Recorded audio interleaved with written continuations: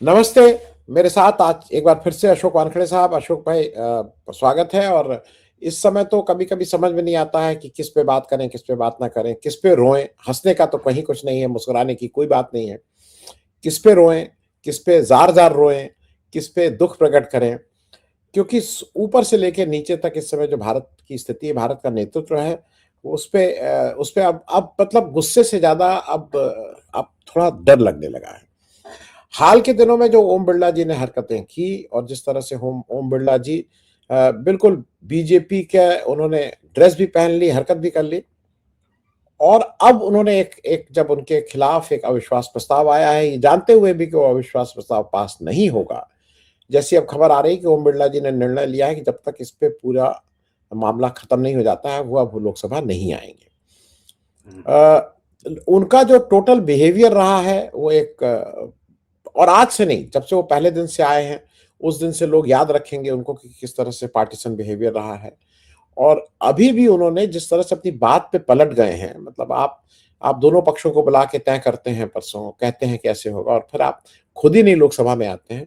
मैं शुरुआत इसी से करना चाह रहा हूँ कि ये ओम बिड़ला जी ने तो जो हम लोग डेमोक्रेसी का रोना रोते रहते हैं, उसका तो एक तरह से अब मतलब एफआईआर में जो फाइनल चार्जशीट नहीं लगती, वो लिख के उन्होंने इतिश्री कर दिया है। अशोक भाई। देखिए आनंद जी, देश का इतिहास स्पीकरों का लिखा जाएगा तो ओम बिरला का अध्याय काले अक्षरों मतलब काले पन्नों पे लिखा जाएगा। हमारे यहाँ मालवनकर साहब से लेकर सुमित्रा महाजन तक हमने स्पीकर देखे हैं। और ये कोई नई बात नहीं है कि स्पीकर वही होता है जो सत्ता पक्ष का उम्मीदवार होता है, क्योंकि स्पीकर सदन चुनता है और सदन में जिसकी मेजोरिटी होती है उसी का स्पीकर होता है। तो सत्ता पक्ष का ही स्पीकर बाय एंड लार्ज हमेशा रहा है। हमारे यहाँ लेफ्ट पार्टियों तक के स्पीकर बैठे, लेकिन कभी भी उस पद की गरिमा ऐसी है, उस चेयर की गरिमा ऐसी है कि पक्षपात होता है, लेकिन एक सॉफ्ट कॉर्नर जिसको कहते हैं वो सत्ता पक्ष के प्रति होते हैं, क्योंकि वो सत्ता पक्ष से होते हैं। लेकिन बाय एंड लार्ज जो सदन की परंपराएं हैं और जो कानून है उसके तहत चीजें ली जाती हैं।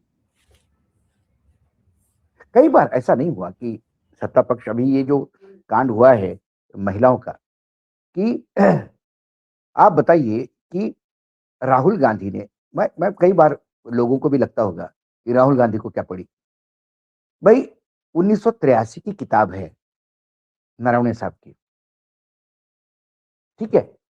उसका जो अंश है उस किताब का, वो उसी समय छप गया था कैरवान में, क्योंकि ये परंपरा रही है। कल आप भी किताब लिखेंगे, मैं भी किताब लिखूंगा, तो पब्लिश होने जाती है तो उसमें से कोई चीज हम थोड़ा सा छपवाते हैं ताकि उसकी पब्लिसिटी हो जाए, लोगों को उसकी क्यूरियोसिटी हो जाए। ये कोई बड़ी बात नहीं। उन्होंने किताब पब्लिश पब्लिशर ने किताब के राइट्स लिए, उन्होंने अमेज़न के साथ एग्रीमेंट किया, उन्होंने नरवणे साहब के साथ एग्रीमेंट किया होगा, पेमेंट किया होगा, और उसके बाद अमेज़न ने बेचना शुरू कर दिया किताब, मतलब पब्लिसिटी शुरू कर दी। अब ये डिबेटेबल सवाल है कि लोगों के पास किताब आई कहाँ से? ये तो इन्वेस्टिगेशन होना चाहिए। लेकिन नरवणे साहब की किताब को यदि मैं बात करूँ, तो एक डेकोरेटेड जनरल इंडियन आर्मी का, जो सीडीएस रह चुका है, चीफ ऑफ डिफेंस स्टाफ रह चुका है, सर्वोच्च पद है, आर्मी को हेड कर चुका है। ऐसा कोई एरिया नहीं, मतलब पूरा जो वॉर ज़ोन प्रोन एरिया है हमारा, जम्मू कश्मीर से लेते लेके उधर लद्दाख तक और उधर नॉर्थ ईस्ट तक, फ्रंट पे लीडिंग फ्रॉम द फ्रंट जिसको कहते हैं, वो आदमी ने किया है। तभी तो सीडीएस बने हैं, तभी तो प्रमोशन हुआ है, तभी तो कुछ तो होगा उस आदमी में। क्या नरवणे साहब के इतिहास में कभी देश के प्रति उनकी आसक्ति या देश के प्रति उनकी कमजोरी कोई दिखी है? ये दिखी है कि वो देश से प्रेम नहीं करते, वो देश से प्रेम करते हैं। छत्रपति शिवाजी महाराज की परंपरा से आए हैं। उनके पिता एयरफोर्स में थे, एक बैकग्राउंड के साथ आए हैं। उन्होंने एक किताब लिखी, सरकार ये बताए कि वो किताब पब्लिश करने की परमिशन देगी या नहीं देगी। सरकार 3 साल से उस किताब के परमिशन पे क्यों बैठी है? क्या नरेंद्र मोदी की सरकार इतनी स्लो चल रही है? यदि ये रक्षा मंत्री इतना ढीला होगा तो इसको बदल दीजिए। क्या उस अखबार के पन्ने पढ़ने में इतना समय लग रहा है? क्या पूरे मिनिस्ट्री ऑफ डिफेंस में कोई पढ़ा लिखा नहीं जो अंग्रेजी पढ़ सकता हो? जो किताब एक सिटिंग में खत्म करने वाली है, उस किताब को 3 साल क्यों लगाए हाँ या ना कहने में? या तो उसको पब्लिशिंग की परमिशन दे दे, या उसको बंद कर दे कि नहीं, हम नहीं देते परमिशन, ये नहीं छपेगी। और कारण बताइए क्यों नहीं छपी? देश जानना चाहता है नरवणे साहब ने ऐसा देश के खिलाफ कौन सा काम, कौन सी बात लिखी है जिसकी देश की सुरक्षा को खतरा हो सकता है, देश को खतरा हो सकता है। जो किताब पब्लिश होने से देश में दंगे हो सकते हैं, क्या नुकसान हो सकता है, ये सरकार बताए। दूध का दूध, पानी का पानी, काम खत्म। ना नरवणे साहब कोर्ट में जा रहे हैं, ना कोई जनता कोर्ट में जा रही है। सरकार बता दे कि ये चीजें लिखी गई है, ये देश के खिलाफ है और हम नहीं कहते। लेकिन यदि नेतृत्व इसमें एक्सपोज हो रहा होगा, ये वर्तमान नेतृत्व का नकारापन दिखता होगा, डरपोक कितना है ये दिखता होगा, हिम्मत नहीं है चाइना के खिलाफ बोलने की या डिसीजन लेने की। यदि ये आर्मी की बातें आर्मी पे ही छोड़ता होगा, ये बहुत क्लिष्ट मामला है। आप आर्मी को नहीं कह सकते कि जैसा आपको उचित लगे वैसा करें, ये अनार्की हो जाएगी। डिफेंस सेक्रेटरी को कहे जैसा करना हो करो, आरबीआई को कहो जैसा करना हो करो। फिर ये मंत्रिमंडल किस लिए बैठा है? इस्तीफा देके जाइए, सेक्रेटरी कर लेंगे, सरकार चला लेंगे देश। ये सारी बातें कहीं ना कहीं इस नेतृत्व के नकारापन को रेखांकित करती है। इसलिए तो नहीं, अपनी बेइज्जती छुपाने के लिए एक जनरल की बेइज्जती आप नहीं कर सकते। आपने कुछ नहीं, माफ कीजिएगा, जितना नरेंद्र मोदी और राजनाथ सिंह ने देश को दिया होगा, उससे कई ज्यादा देश को नरवणे साहब ने दिया है। आप बताएं। अच्छा, राहुल गांधी को क्या पड़ी कि आउट ऑफ ब्लू एकदम उठ के सुबह नींद खुली और उनको नरवणे साहब की किताब का सपना है और लेके आ गए हाउस में? ना, राष्ट्रपति के अभिभाषण पर धन्यवाद प्रस्ताव पे चर्चा हो रही थी। तेजस्वी सूर्या बोले बीजेपी से, राष्ट्रपति के जब अभिभाषण पे चर्चा होगी तो राष्ट्रपति ने जो कहा उसी पे चर्चा होगी ना। राष्ट्रपति ने बहुत सारी चीजें कही जो देश हित में थी। राष्ट्रपति ने बहुत सारी चीजें कही जो उनके सरकार का परफॉर्मेंस था। आप उसको रेखांकित करिए, आप उसको प्रूव करिए। राष्ट्रपति ने जो कहा हम उसको धन्यवाद देते हैं कि राष्ट्रपति ने बहुत अच्छी बात कही। उसमें कांग्रेस गद्दार है ये कहां से आ गया? कांग्रेस देशद्रोही है कहां से आ गया? और किसी राजनीतिक पार्टी को जिसके 100 से ज्यादा मेंबर है हाउस में, यदि उसको आप गद्दार कहोगे, राष्ट्रद्रोही कहोगे, तो वो यकीनन इसका जवाब देगा। तेजस्वी सूर्या के इस वक्तव्य पे राहुल गांधी ने इतना ही कहा कि देश प्रेम और देश निष्ठा किसको कहते हैं, मैं सिर्फ नरवणे साहब की किताब के 2 पन्ने पढ़ के सुनाता हूं। पढ़ने देते, क्या जाता? नहीं, वो किताब पब्लिश नहीं हुई, आप नहीं पढ़ सकते, अनपब्लिश कैसे पढ़ सकते? उन्होंने कहा कैरवान मैगजीन में पब्लिश हुई। तो हमारे स्पीकर ने नया एक रूलिंग दिया कि नहीं, मैगजीन वाला नहीं छप सकता, अखबार वाला पढ़ सकते हो, मैगजीन वाला नहीं पढ़ सकते हो। ये कौन सी बात है? Publication or publication. इसमें इंडिया टुडे को कई बार कोट किया है अडवाणी जी ने। बिरला जी को जरा पुराने डिबेट देखना चाहिए। जब आदमी स्पीकर बनता है तो जो पुराने अपने स्पीकर है उन्होंने कैसी बात की, क्या बात की, हाउस कैसा चला, ये देखना चाहिए। ये सिर्फ गणपति जैसे आके बैठ जाए चेयर पे और जो सत्ता पक्ष कहे वही बोले, तो फिर स्पीकर पद पे तो कोई भी बिठा सकता है, कि फिर बिरला क्यों चाहिए? क्या यूएसपी है बिरला जी का? जब से स्पीकर पे बैठे तब से तो कोई लैंडमार्क जजमेंट तो दिया नहीं। सारी परंपराएं ध्वस्त करके सारे कानून, और उसके ऊपर कहते हैं कि परंपराओं का ख्याल रखो। परंपरा कौन सी परंपरा? 2014 के बाद की परंपरा? कि देश आजाद हो गया तब से परंपरा? कि स्पीकर पद जब इजाद हुआ, पहला स्पीकर अपॉइंटमेंट हुआ होगा सालों पहले, सैकड़ों साल पहले। मुझे याद है जब सुमित्रा महाजन स्पीकर बनना तय हो गया था, तो ताई ने स्पीकर क्या होता है और कैसा बना पहला स्पीकर, यहां से तैयारी करी थी। तब क्योंकि हम बहुत पारिवारिक संबंध थे मेरे, तब हमने स्पीकर पे जब आनंद जी डिस्कस किया तो हमने ये भी देखा कि कई सदन में स्पीकर की हत्या हुई है। इतिहास बहुत भयानक है, क्योंकि स्पीकर से नाखुश हुए तो लोग चढ़ गए, मारा पीटी हो गई, स्पीकर मर गए। फिर एक परंपरा ये थी कि दोनों सदन के नेता, विपक्ष और सत्ता पक्ष के नेता और विपक्ष के नेता, दोनों मिलकर स्पीकर को बिठाते हैं चेयर पे। ये परंपरा कहां से आ गई?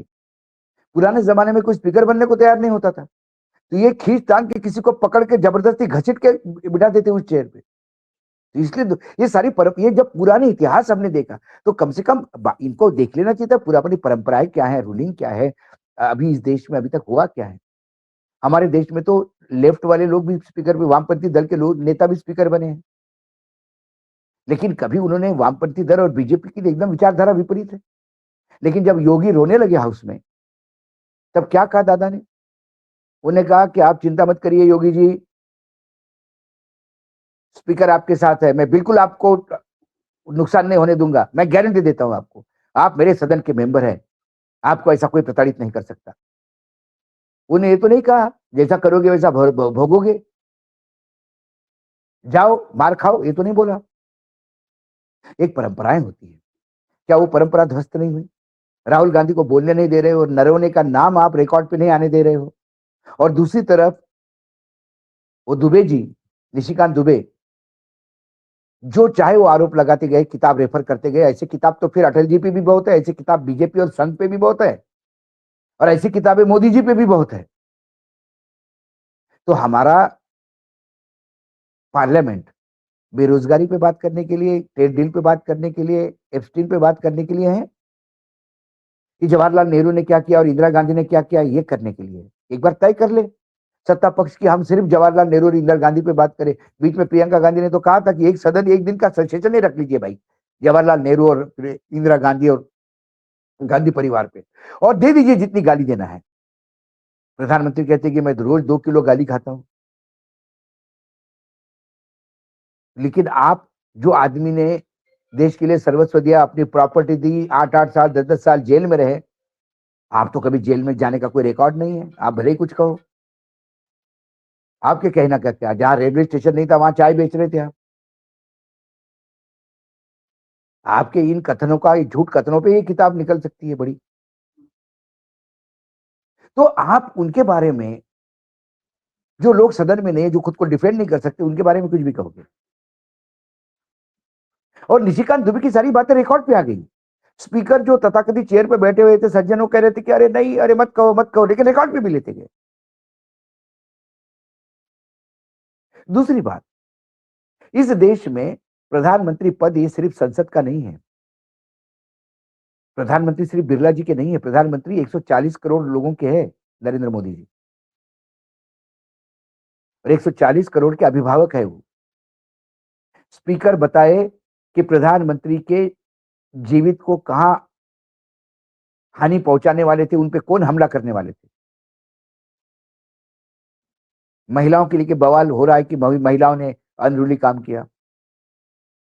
महिलाओं तो, सबसे पहले महिला तो वेल में नहीं आई थी, महिला तो बाकायदा बिरला जी को मिलने गई थी, उनके चेंबर में जाके मिली, उनको कहा कि ये निशिकांत दुबे ने क्या क्या कहा, और बिरला जी ने कहा कि ये बहुत भयंकर है, बहुत गलत काम हुआ है, नहीं होना चाहिए था, मैं इसको चेक करता हूं, आप 4 बजे आइए।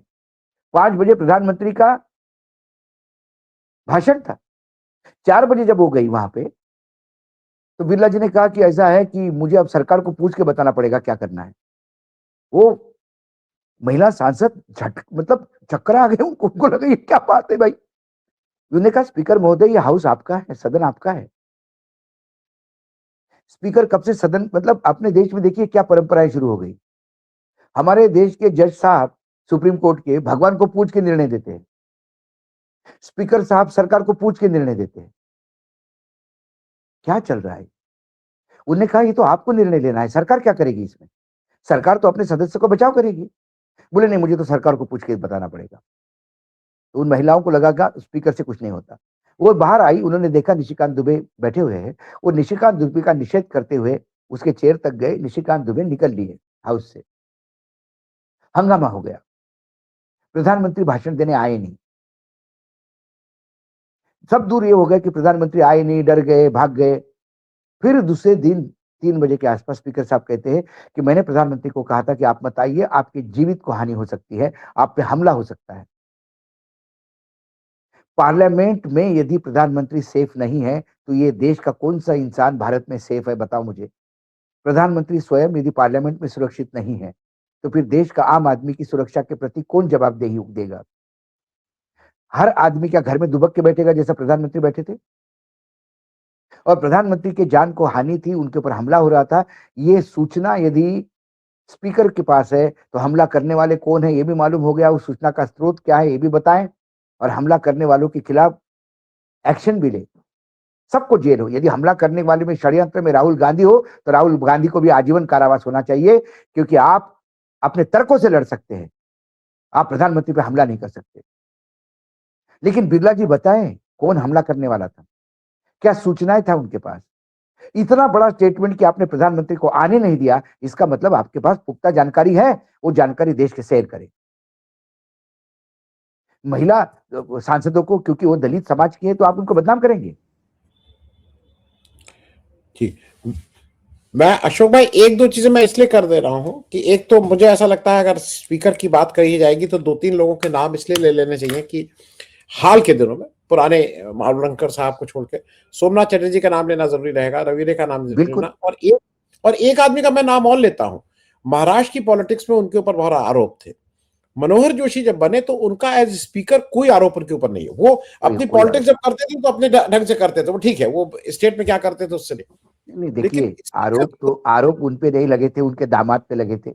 और दूसरी नहीं, बात है, लेकिन स्पीकर की दूसरी बात कुर्सी मैं पे बता रहा हूँ, दूसरी जी बात है, ये ये वो आरोप साबित भी नहीं हुए बाद में। जी बेसिकली ये हुआ कि शिवसेना में ही अंदरूनी राजनीति इतनी पक गई थी, और महाराष्ट्र में ब्राह्मण मुख्यमंत्री कैसा, ये पेशवाई चल रही क्या, ये करके उनको एक मराठा मुख्यमंत्री लाना था।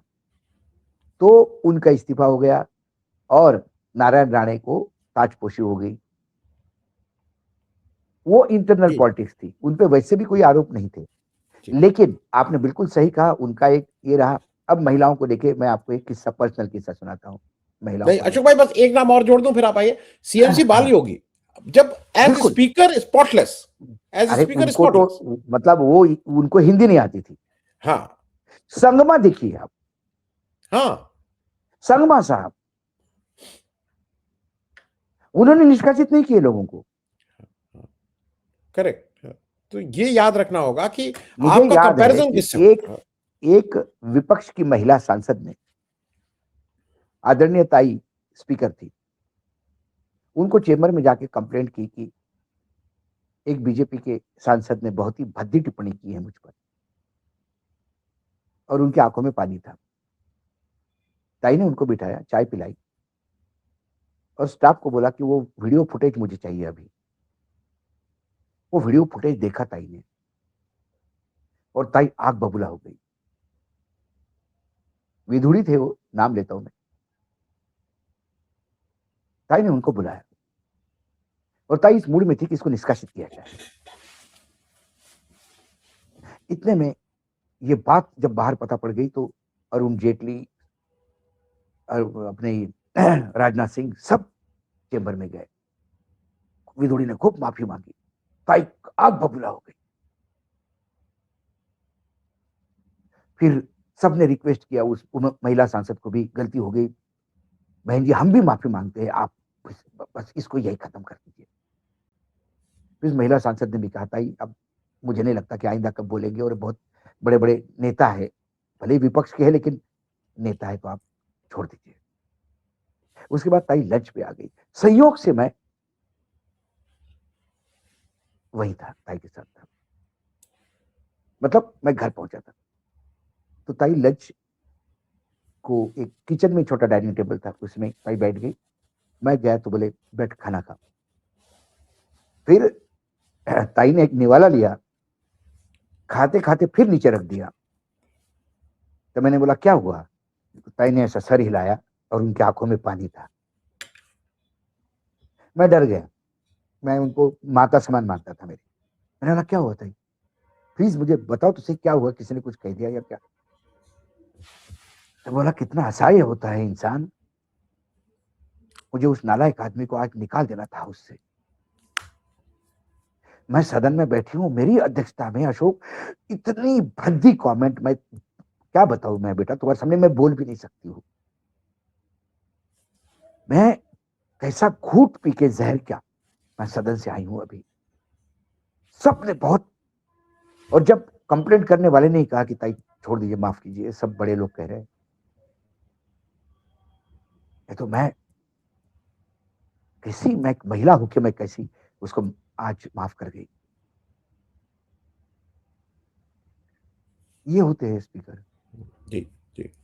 मैं महिलाओं को अशोक झूठ भाई बोल एक के, महिलाओं के बारे में अभद्र टिप्पणी करके, महिलाओं को रेफरेंस देके, इंदिरा गांधी इस देश की प्रधानमंत्री थी भाई, और सबसे लोकप्रिय प्रधानमंत्री थी, ये जी कहीं ना लगती उसके आगे। जी। निशिकांत दुबे की मैं औकात नहीं कि वो इंदिरा गांधी पे टिप्पणी करेगी। जी जी। मैं अशोक भाई एक चीज और इसलिए कर दूं कि वो दस्तावेज कभी भी आज से 20 साल बाद, और फिर मैं थोड़ा एप्स्टीन फाइल पे इसलिए बात करना जरूरी है कि वो भी एक अजीब सा, हमारा देश अजीब सा ऐसा देश हो गया है कि जो रिएक्ट ही नहीं कर रहा। मैं इसलिए सिर्फ बता दूं, मैंने वो किताब का, मेरे पास वो किताब है, मतलब कहीं से मिली है, मैं पढ़ लिया हूं। जनरल नरवाने ही की बात नहीं है। आप जब उस किताब को, ये अब मेरी समझ में आ रहा है ये उसको बैन क्यों नहीं कर पा रहे हैं। उस किताब का को एक्नॉलेज करके उसके बारे में जो प्रशंसा के लिखे जाते हैं, जिसको बार बोलते हैं, वो लिखा है जनरल वीपी मलिक ने, जो करगिल के थे। और उस किताब का फॉरवर्ड लिखा है जनरल वीके सिंह ने, जो बीजेपी के हैं, मिजोरम के गवर्नर हैं। उन्होंने लिखा बेहतरीन किताब और बिल्कुल ऐसा, और क्या इंडोर्स इन लोगों का है। अब बीजेपी के गले की हड्डी ये पड़ गई, जो मेरी समझ में आ रहा है कि ये उसको अगर बैन करते हैं तो ये राष्ट्रद्रोही है। आने दो ना बाहर। और ये तो इस देश की जनता तय करेगी ना कि आपने फ्री हैंड दिया था कि आपने हाथ बांधा था। आप इसको छोड़ दीजिए जनता के ऊपर। मैं अब एप्स्टीन फाइल पे इसलिए आ रहा हूं अशोक भाई, ये अजीब सा हमारा राष्ट्र है, जहां पे आसाराम जैसे लोगों को, जहां पे ये सदगुरु का मैं नाम लेके बोल रहा हूं, सदगुरु जैसे लोग जो यंग लड़कियों का, 10 से 14 साल की लड़कियों को ऊपर अपर हाफ नंगा करके और उसके बाद उनको दीक्षा देता है, और हम लोग चुपचाप बैठे रहते हैं। वही हाल एप्स्टीन फाइल का हो रहा है कि एप्स्टीन फाइल में नाम आने के बाद भी, नाम आया है तो हरदीप सिंह पुरी क्यों नहीं एक ऑफिशियल स्टेटमेंट दे रहे हैं कि जो मैंने वीसा दिया था उससे कोई मतलब नहीं था, सब झूठ है। क्यों नहीं बोल रहे हैं? Why official is not? नहीं, किस किस हमारा किस मोरल से इनको ये पूरी को मोरलिटी है? इससे घटिया इंसान नहीं है इस पार्लियामेंट में। अमेरिका, यूके में देखिए, यूके का प्राइम मिनिस्टर का तो नाम कहीं नहीं है, लेकिन यूके के प्राइम मिनिस्टर के एक खास अधिकारी का नाम आया उसमें, तो यूके का प्राइम मिनिस्टर के इस्तीफे होने की नौबत आ गई है। वो 4-4 बार माफी मांग चुके हैं देश से। बिल गेट्स माफी मांग चुके हैं, क्लिंटन परिवार माफी मांग चुका है। 18 देशों में इस्तीफे हुए हैं। कुछ लोगों ने इसलिए इस्तीफे दिए हैं कि मेरा नाम आया है, मेरा देश बदनाम होगा, इसलिए मैं इस्तीफा देता हूं। लोग देश की पड़ी हुई है। या पुरी का नाम आता है, कड़ी जोड़ी है आप, प्रधानमंत्री नरेंद्र मोदी जी, उनके लाडले अनिल अंबानी जो जिनको लेके जाते हैं वो टूर पे, और रैफल्स का ऑफसेट डील करवाते हैं। पुरी, अंबानी कहता है कि leadership in Delhi wants me, which leadership? To whom Ambani was close, Anil Ambani. क्या है ये बात सारी? जो आदमी को वीजा दिया वो कौन था? वो देश के लिए घातक था या देश के लिए मददगार था? कौन था? और हमारी तरफ से सरकार निर्लज्जता से कहती है कि वो मुजरिम है, उसकी बात का क्या मानना? तो मुजरिम ही तो बताते हैं साथ में कौन था। नहीं तो हमारे यहां तो सारा पुलिस इन्वेस्टिगेशन ही फेल हो जाएगा। कल कोई भी हत्यारा पकड़ में आता है तो वही बताता है कि मुझे भाई अशोक वानखड़े जी ने हथियार पहुंचा दिए, मेरे को भागने में आनंद जी ने मदद की। तो अशोक वानखड़े भी अरेस्ट होते, आनंद जी भी अरेस्ट होते। कल हम कोर्ट में कहेंगे साहब ये हत्यारा, इसकी क्या बात मानना? तो छूट जाएंगे सारे। एप्स्टीन कल्प्रिट है, इसीलिए उसके बाद का वजन है। वो व्यभिचारी है, इसीलिए वो बता रहा है कि मेरे साथ कौन कौन था व्यभिचार में।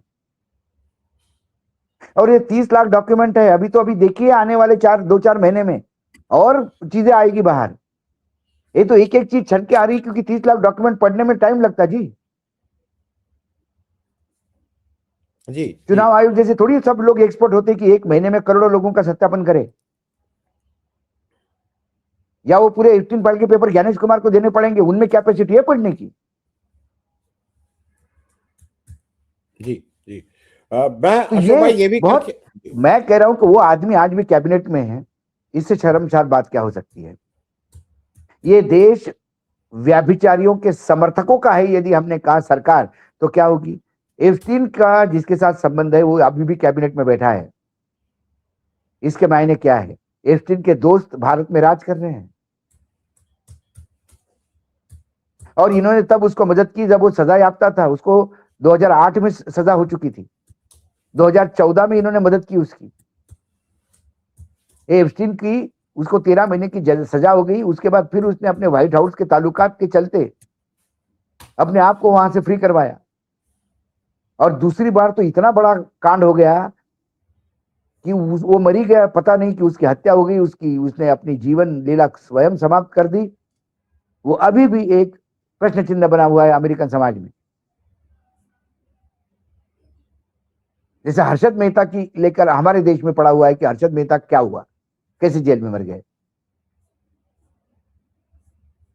क्योंकि उसके पास कईयों की कुंडली थी, इसके पास भी कई कुंडली। जब ये मरने के बाद जो कागजों में मिला वो इतना है, और यदि ये बोलना शुरू कर देता तो कई चीजें तो ऐसी होगी कि ये तो बिल्कुल कच्चा चिट्टा खोल देता। लेकिन निर्लज्ज है हमारे यहाँ, निर्लज्ज लोग हैं। जी जी।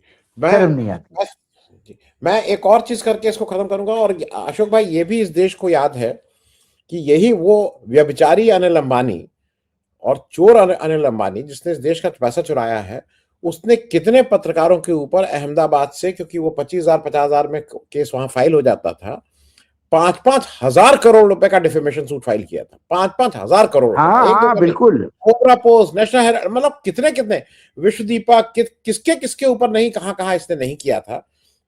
मैं बात ये इसलिए कह रहा हूं कि ये ऐसे चुट्टे जो होते हैं वही ज्यादा हल्ला मचाते हैं। मैं चलते चलते एक एक चीज पे आपसे और कर लूं, क्योंकि एक जगह तो ऐसा लग रहा है कि देश बिल्कुल कॉम्प्रोमाइज है। वो 2029 में तो बहुत देर हो चुकी होगी। वो जो ट्रेड डील है वो नहीं हम खत्म। बिल्कुल, हम पहले दिन से मैं कह रहा था कि एग्रीकल्चर सेक्टर इन्होंने बेच दिया।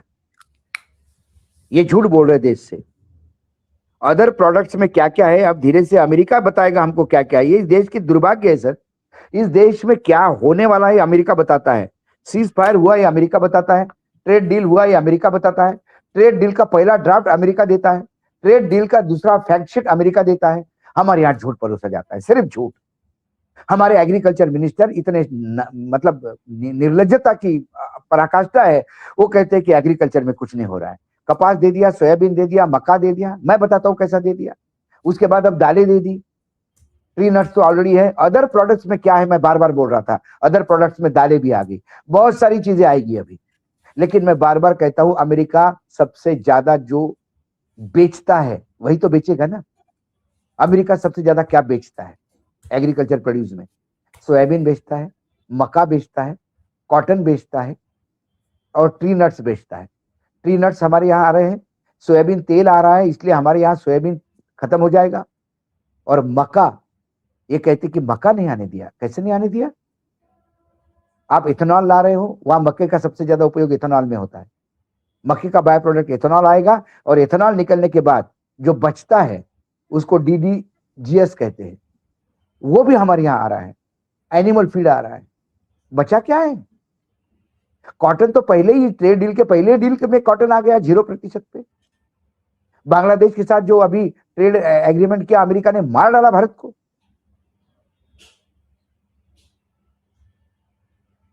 जी।